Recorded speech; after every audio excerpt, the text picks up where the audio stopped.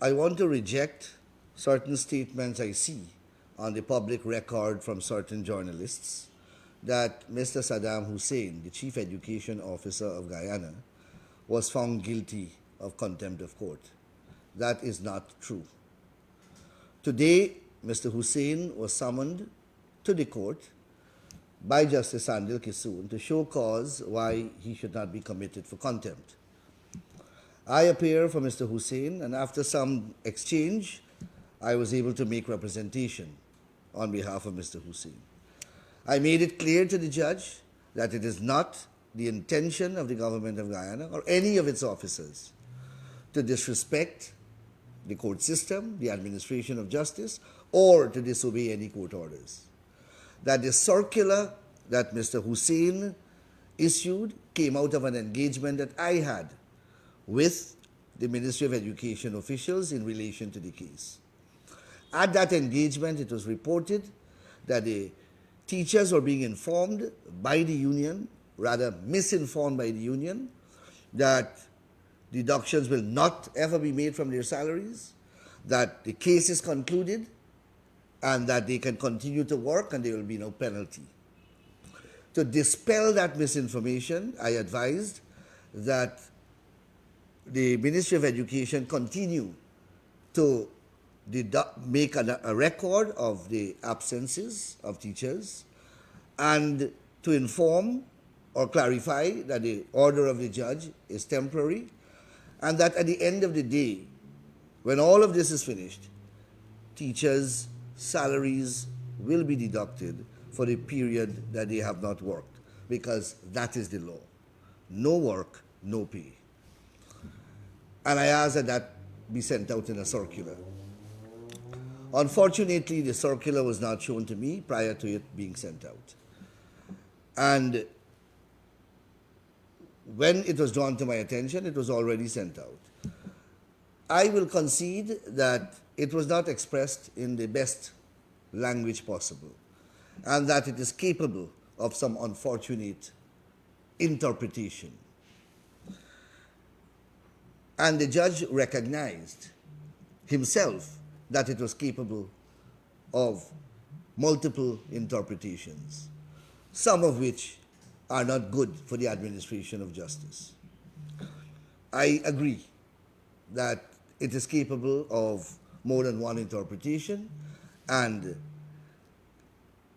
one of those interpretations or some of those interpretations can have an adverse impact on the administration of justice and even cast aspersions on the court itself.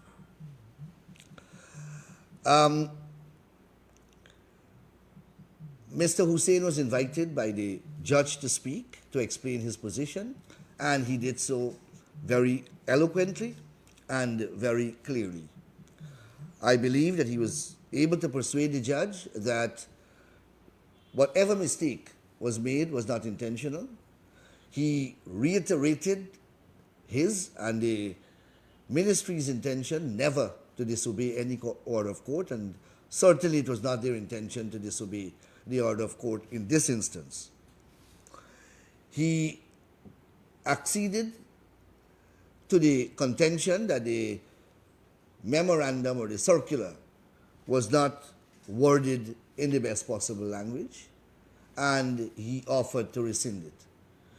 The judge accepted the invitation that the offer that Mr. Hussain has made, and I believe the judge eventually was persuaded that there was no intention to bring the administration of justice into disrepute, or any intention was evinced to violate the order of court or any order of court. So that is what brought that proceedings to an end.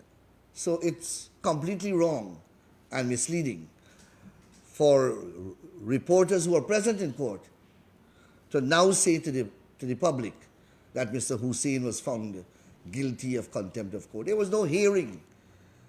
The contempt proceedings was not tried on its merits.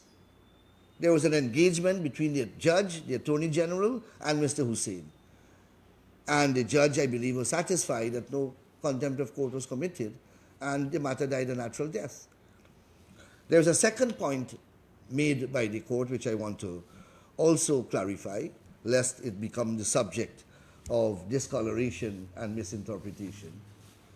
The judge invited the parties, the union and the government of Guyana, to consider re-engaging or engaging.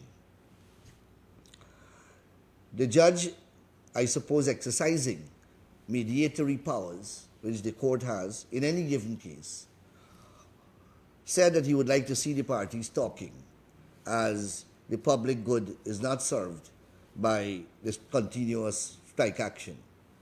I indicated to the court that the government would like to see the teachers in the school. The judge also said that he wants to see the parties at a table talking. The judge wanted me to give a commitment that this will take place.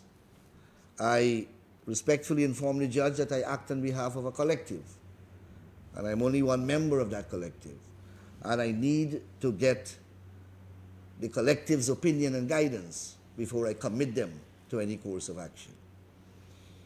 The judge even invited me to suggest a mediator.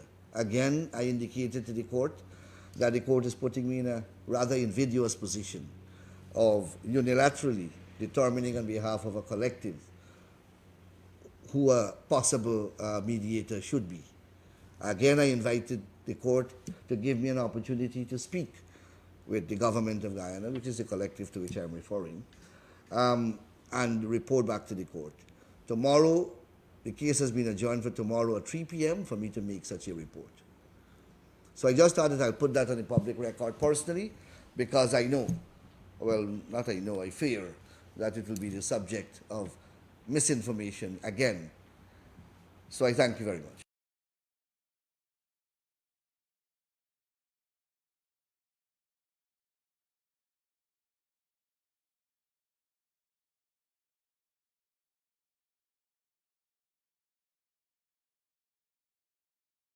There's another important point that I want to make. I concluded prematurely. And the point is that I inquired specifically from the court whether this intervening suggestion of a mediation is going to affect the dates and time frames already given by the court in relation to the substantive action. And I was assured that those time frames and that course of action already outlined by court orders remain intact, that this suggestion of a mediation is not going to affect the outcome. Why I want that to be clear? Because I want this matter to be concluded swiftly, and even more importantly, I want the issues of law to be clearly pronounced upon by the court, because the law needs to be clarified in this area. Thank you.